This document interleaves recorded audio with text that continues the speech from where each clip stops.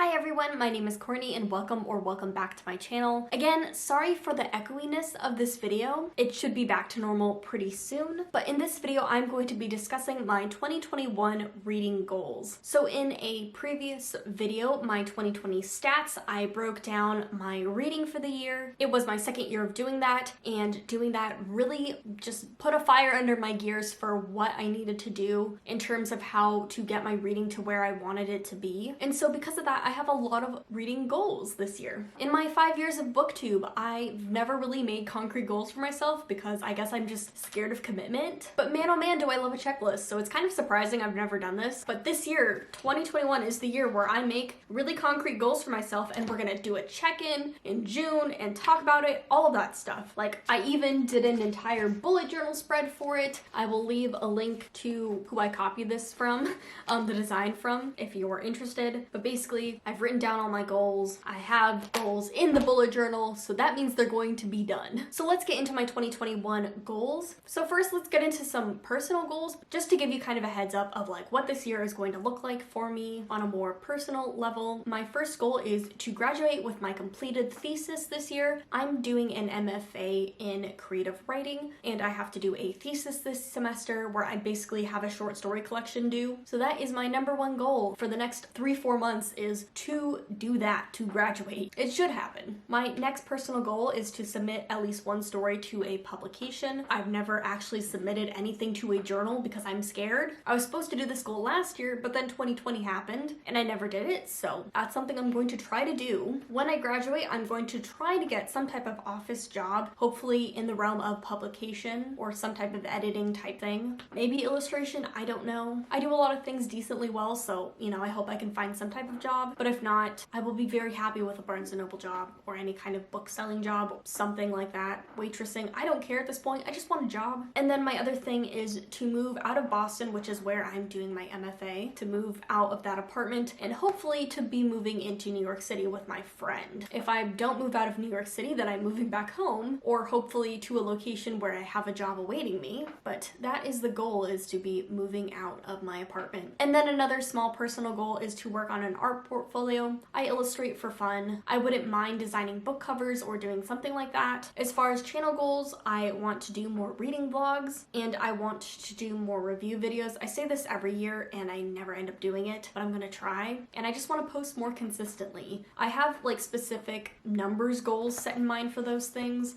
We'll see if I actually achieve them. But with the personal stuff out of the way, let's get into the reading goals, the real reason we are here. So for the past 2 years, my reading goal has always been to be reading stuff off my TBR list. I set that goal in like 2018, I believe. Through 2018, through 2019 and 2020, I have been steadily working at depleting my to be read pile. It's now only like 5 books, which is amazing. I personally like going to the bookstore and picking up a book and reading it right away. That is the experience I like. I don't like having a big TBR shelf. I would much rather have a TBR list that I can pull books off of and buy them in the bookstore when I want them. And because I worked so hard for the past 2-3 years doing this, I don't have to do this year, which is very exciting. And then the second goal that's normally on these type of videos for me is to finish or keep up on series that I want to read. Again, because I worked so hard at this, I finished a lot of series in the past couple of years that I don't obviously need to read now. But for this year, I have a couple series that I want to work on. The first and most important one is the Chaos Walking trilogy. I read the first 2 books, have the third one left, just need to finish that out. And then after that, I have the Ember and the Ashes series. The 4th book recently came out in December of last year, and I have an audiobook waiting for me in the library in a couple weeks. I'm on the list for that, so hopefully soon I can finish both of those series and be done with 2 more series. The next series I have on here is the Fire and Thorn series. There was a 4th companion book, The Empire of Dreams, that came out last year. I read the first 3 books in the series, or like the trilogy, I guess, and I'm very excited to see the spin-off book. And the other series I have on here is The Wizards of Earthsea. I read the first book last year, and there's about 6-ish books in the series, along with there's another short story collection that goes along with it. I don't need to read the entire series this year, maybe the next 2 books in the series. That would be great to get to, but those are the series that I want to work on, complete this year. And then for my second goal, it's to stay on top of series. So basically series that are still in the works that are not finished out yet. So for that, I have the Every Heart a Doorway series, 6th,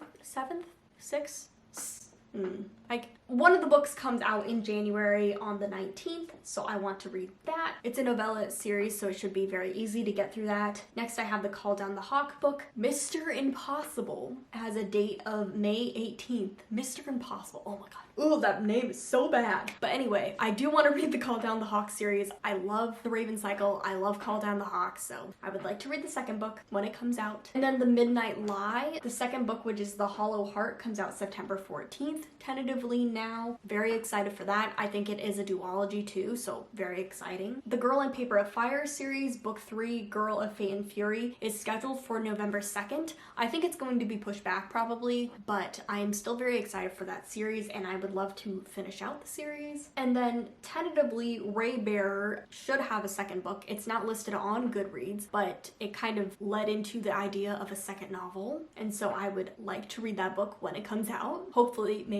this year. And then Children of Blood and Bone, book 3, should be slated for 2021, 2022, hopefully 2021, so I can finish off that trilogy as well. But yes, those are some of the series I would like to finish out this year to stay on top of. But that is just kind of like a small goal because it's only a couple books here and there. Going into that, another smaller goal of mine is to continue to read author's discography, as I'm calling it, or to read an author's entire body of work. Basically, in October, I did a video where I read every single Karen Russell book that had ever been written by her and just had a really fun time reading an author's entire body of work. And I have an entire list of a bunch of authors where I want to read some of their works, and so I'd like to do more of that because I have like 8 months prepared. It was a really fun experiment, so I'd like to try it again. As for the types of books that I want to be reading this year, I have a goal of reading more adult fantasy and sci-fi. I like YA decently enough when it's told in the particular way I like it to be told, and I think for me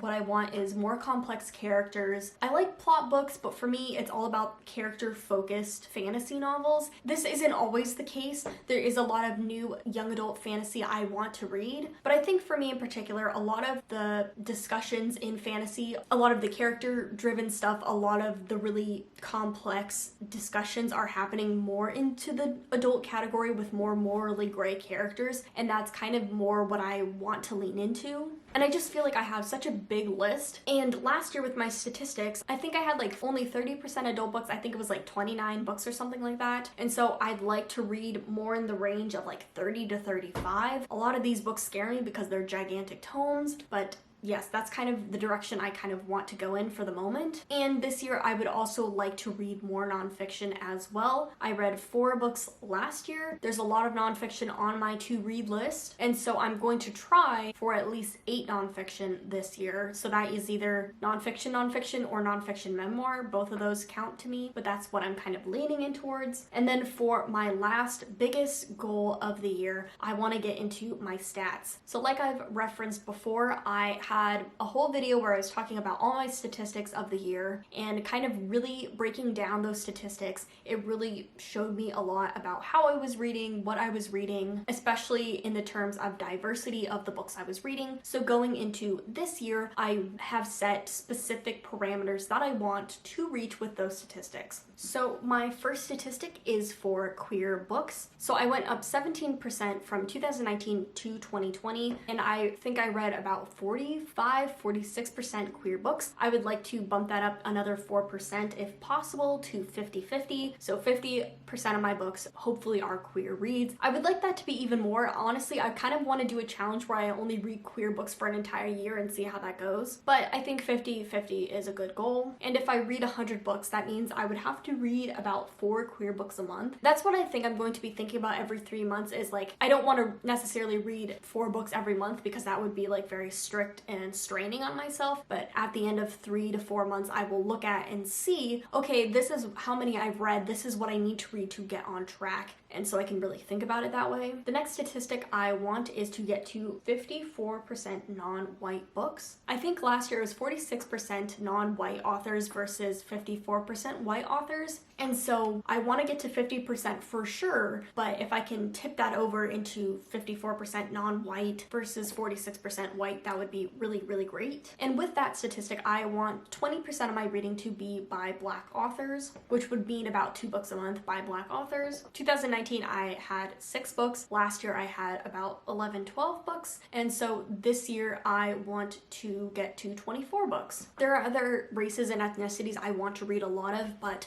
I'm specifically focusing in on Black authors. One, because there's just so many that I want to read, but also, you know, there's a lot of important stuff with the Black Lives Matter movement happening in the news, obviously right now, so I just want to do a better job of educating myself in 2021. While I don't have specific statistics for like disability rep, mental illness rep, Muslim rep, all of that kind of stuff, it is something that I'm going to be thinking about as I pick up both the Black authors and the non-Black authors in my reading list, but that's the one I want to particularly keep my eye on. And the other one I particularly want to keep my eye on this year is my Indigenous books. I want to read at least 8 Indigenous works this year. So I read 0 in 2019, I read 1 last year, and so this year I want to read at least 8, which is a little bit under 10% of my reading, I believe. Luckily for me, there is a lot of Indigenous books on my reading list that I want to read that sound amazing, and stuff coming out this year as well. But again, yes, it is a specific thing I have put a specific number on because I know I want to reach that goal and do a lot better than in previous years. But yes, those are all of my